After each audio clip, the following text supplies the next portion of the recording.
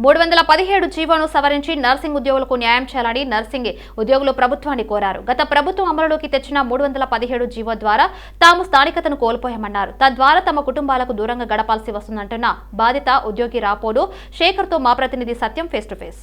గత ప్రభుత్వం తీసుకొచ్చిన 317 జీవో వల్ల అనేక ఇబ్బందులను ఎదుర్కొంటున్నామని చెప్పి తమ స్థానికతను కోల్పోయి ఉద్యోగాలు తమ కుటుంబాలకు దూరంగా జీవనం గడుపుతున్నామని చెప్పేసి ఉద్యోగులు ఇక్కడ మన సోమాజిగూడ ప్రెస్ క్లబ్లో ప్రెస్ మీట్ పెట్టడం జరిగింది. వారిని అడిగి తెలుసుకునే ప్రయత్నం చేద్దాం. చెప్పండి, ఈ నర్సు ఉద్యోగులు ఎంతమంది ఉన్నారు, ఎలాంటి సమస్యలు మీరు ఎదుర్కొంటున్నారు? సార్, ఇప్పటివరకు 317 జీవో బాధితులు మేము నర్సింగ్ ఆఫీసర్స్ ఎవరైతే ఉన్నామో 500 నుంచి 700 మంది ఉండే అవకాశాలు ఉన్నాయి సార్. గణాంకాల ప్రకారం తక్షణమే మాకు రిలీఫ్ రావాలని కోరుకుంటున్నాం. ఏదైతే కోర్టు ఏదైతే ఆర్డర్స్ అయితే ఉన్నాయో ఆ ఆర్డర్లో క్లియర్గా మెన్షన్ చేసి ఉన్నారు సార్. న్యూ రిక్రూట్మెంట్ కంటే ముందే తక్షణమే వీళ్ళని రీఅలొకేషన్ చేసి తమ స్థానికతను గుర్తించి వాళ్ళని పంపించాలని ఉన్నది. గత ప్రభుత్వంలో ఉన్నప్పుడు హెల్త్ మినిస్టర్ గారైన హరీష్ రావు సాని మేము అడగడం జరిగింది, రిప్రజెంటేషన్ ఇవ్వడం జరిగింది. ఫైల్ మాత్రమే మూవ్ అయింది తప్ప మా స్థానికత మాత్రం మారలేదు. సో అప్పటి నుంచి ఇప్పటి వరకు 2 సంవత్సరాలు పూర్తి చేసుకున్నాం సార్. అయినా కూడా అధికారుల చుట్టూ వెళ్ళడం జరిగింది, ఆ తర్వాత ఆఫీసుల చుట్టూ వెళ్ళడం జరిగింది, కానీ మాకు ఎక్కడ న్యాయం జరగలేదు. ఇప్పటికైనా మేము కోరుకున్నటువంటి ప్రభుత్వం ఫ్రెండ్లీ గవర్నమెంట్ వచ్చింది, ఉద్యోగుల ఫ్రెండ్లీ గవర్నమెంట్ వచ్చింది, పేదోడి గవర్నమెంట్ వచ్చింది, న్యాయం చేస్తారనే నమ్మకం వాళ్ళు ఉంది. కాబట్టి ఖచ్చితంగా ప్రభుత్వాన్ని నమ్ముతున్నాం, ముఖ్యమంత్రి గారి మీద నమ్మకం ఉంది. తక్షణమే 317 జీవోని సవరించి మా స్వస్థలకు పంపించాలని మేము కోరుకుంటున్నాం. కాంగ్రెస్ ప్రభుత్వం మేనిఫెస్టోలో కూడా 317ని సవరిస్తే ఉద్యోగులను ఆదుకుంటామని చెప్పారు. మరి అలాంటి పరిస్థితుల్లో మీరు సీఎంని కలవడం జరిగిందా? సీఎం ఏమన్నారు దీనికి? సార్, మేము సీఎం సార్ ఇంటికి వెళ్ళడం జరిగింది సార్. 29 రోజు జనవరి 2024 రోజు 29/1/2024 మేము సీఎం సార్ నివాసానికి జూబ్లీహిల్స్ పెద్దమ్మగుడి దగ్గరికి వెళ్ళడం జరిగింది. సారు ఇమ్మీడియట్లీగా వాళ్ళ యొక్క పర్సనల్ సెక్రటరీ ఎవరైతే శ్రీనివాస్ రెడ్డి గారు ఉన్నారో పిఎస్ గారికి మేము మా వినతి పత్రాన్ని అందజేయడం జరిగింది. మీ యొక్క విషయాన్ని తక్షణమే మేము సార్ దృష్టికి తీసుకెళ్తామని చెప్పడం జరిగింది.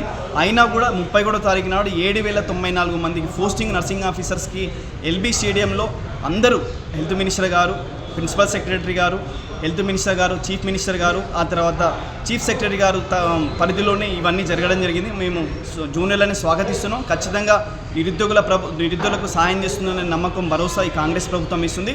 ఖచ్చితంగా ఈ ప్రభుత్వం కోర్టును కూడా ఆశ్రయించడం జరిగింది. కోర్టు ఎలాంటి తీర్పు ఇచ్చింది? మీకు అనుకూలంగా ఇచ్చిందా? అది అమలు చేశారా? కోర్టు తీర్పు మాకు అనుకూలంగా ఇచ్చింది సార్.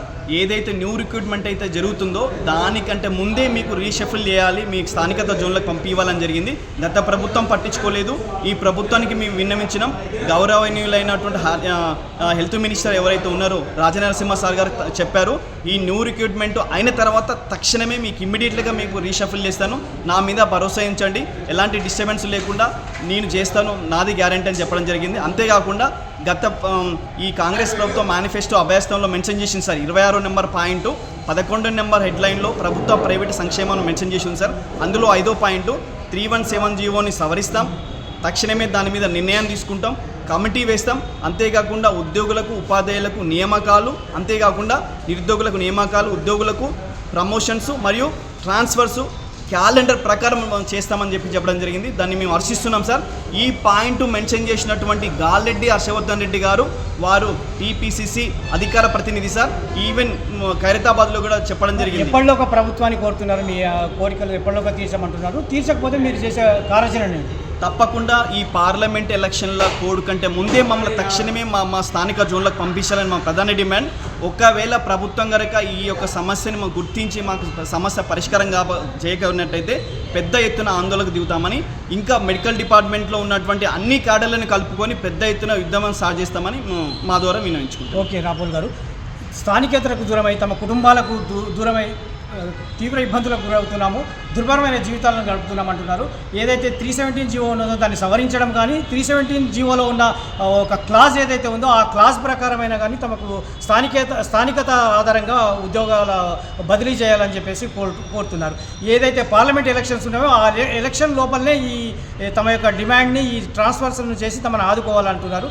లేదంటే పెద్ద ఎత్తున ఉద్యమాన్ని చేపడతామని చెప్పేసి హెచ్చరిస్తున్నారు. కెమెరామెన్ మురళితో సత్యం, రిపోర్టర్.